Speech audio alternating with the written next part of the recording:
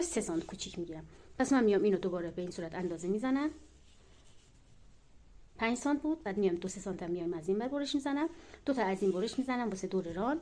واسه قسمت کمرم که از کش 2 سانتی میخوام استفاده بکنم، به صورت لیفه میخوام بدوزم. پس این 2 تا کش رو برش میزنم، میام که قسمت رون رو بدوزیم. من قسمت پهلوها رو ندوختم. میتونین قسمت پهلوها رو وصل بکنیم، بعد کش رو شروع بکنیم بدوزیم. میتونین اول کش رو بدوزیم، بعد قسمت پهلو رو بدوزیم. من کش رو میدوزم به این صورت. ببینید این کشای کاغذی این وسط یه خط داره که مشخص قشنگ وقتی تا خورد به این صورت اندازه میشه. اینو به این صورت من به اینجا سنجاق میزنم. میتونین هم با دوخت ساده بزنید، هم میتونین با دوخت زیزال بزنید. اینم به این صورت به اینجا سنجاق میزنم. بعد مابقی رو جوری میکشم که کشسانی واسه دور تا دور یه اندازه بشه. به این صورت اینو من میکشم و میدوزم.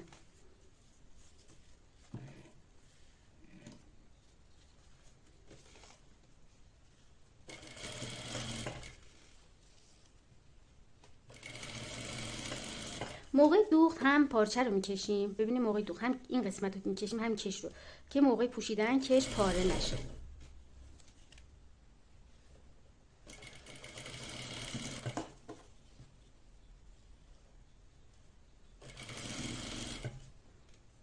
به این صورت دور تا دور.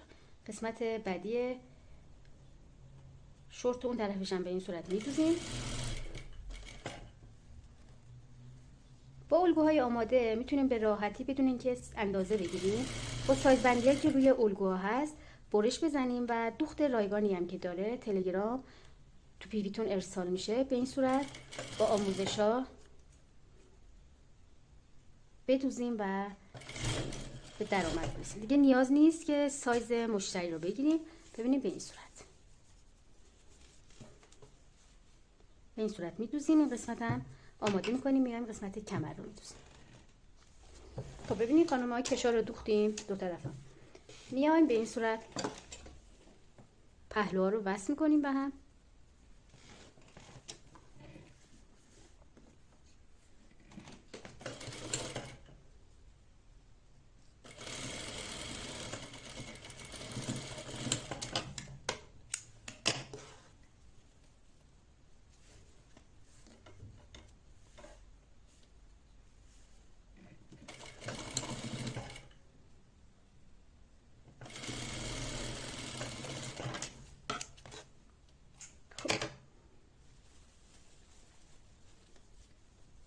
به این صورت ببینید دوخته شد.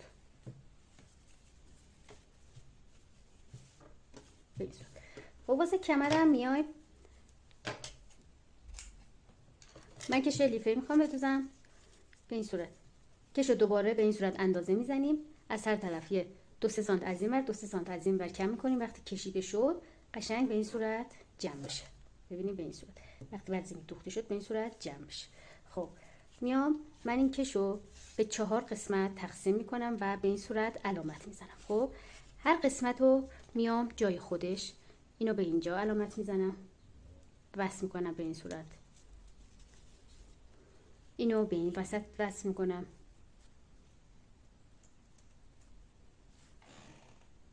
ببینیم به این صورت سنجاق زدم. خب بعد میام سردوزی میکنم. موقع سردوزی هم به این صورت میکشم، سردوزی میکنم که بعد از اینکه سردوزی کردم قشنگ کش دوخته بشه. بعد داخل به این صورت تا میکنم و یه دوخت میزنم. میبریم که سردوزیشو بکنیم. ببینیم میاریم سردوزی میکنیم. این قسمت هایی که به این صورته ببینید میام سردوزی میکنم. خب به این صورت میام اینی که سنجاق زدم و به این صورت میکشم. ببینید به این صورت میکشم.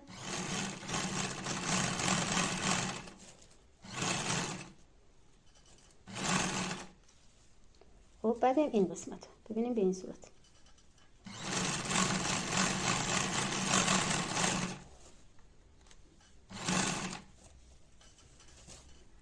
دور تا دور به این صورت هم پارچه و هم کش رو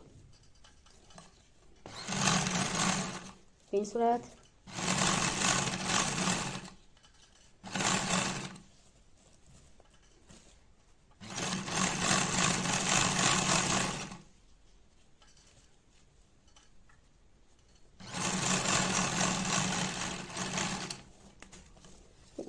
دور تا دور بطام کنیم به این صورت و روش دوخت میریم.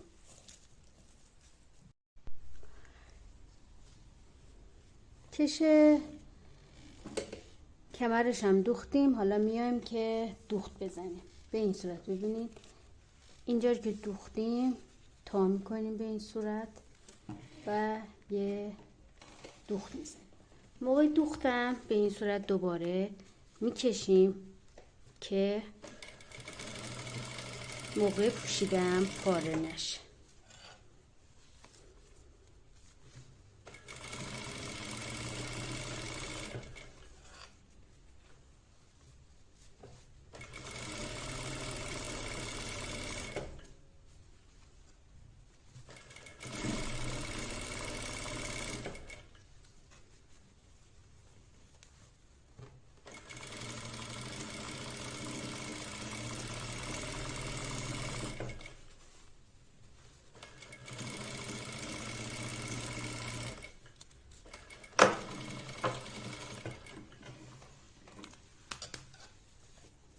به این صورت ببینید،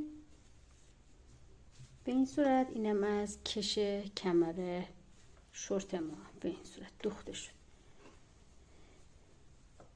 میتونید کمر رو با اوریب کشم بدوزین به این صورت، مثل همین دور رانش بدوزین که یک دست بشه. میتونین کش 1 سانتی استفاده بکنین، میتونین کش پهنم استفاده بکنین، سلیقه‌ای هر جور میتونین استفاده بکنین. اینم از آموزش شورت اسپورت با الگوی آماده. خوشحال میشم پیجمو فالو بکنید.